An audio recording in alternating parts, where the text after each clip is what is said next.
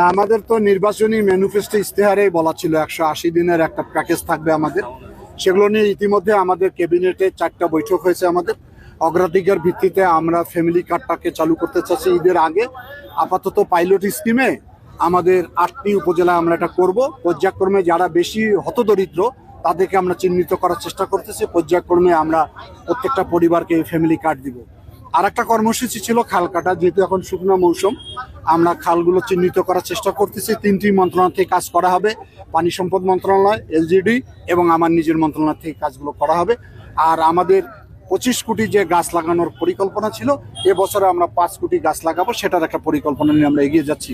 আর সর্বোপরি রমজান মাস, এখানে আইন শৃঙ্খলাটাকে আমরা গুরুত্ব দিচ্ছি, দ্রব্যমূল্যটা নিয়ন্ত্রণ রাখার জন্য বলতেছি, বিদ্যুতের যাতে কোনো ঘাটতি না হয়, যাতে মানুষের ইফতার এবং তারাবি এবং সেহরিতে যাতে কোনো বিঘ্ন সৃষ্টি না হয়, এই জিনিসগুলো আমরা অ্যাড্রেস করতেছি। সামনে ঈদের সময় যাতে নির্বিঘ্নে মানুষ বাড়িতে যাতায়াত করতে পারে, আসতে পারে, এবং সর্বোপরি দেশের এই আইন শৃঙ্খলাটাকে স্বাভাবিক পর্যায়ে নিয়ে আসার জন্য সবচেয়ে বেশি ভূমিকা রাখার চেষ্টা করতেছি আমরা।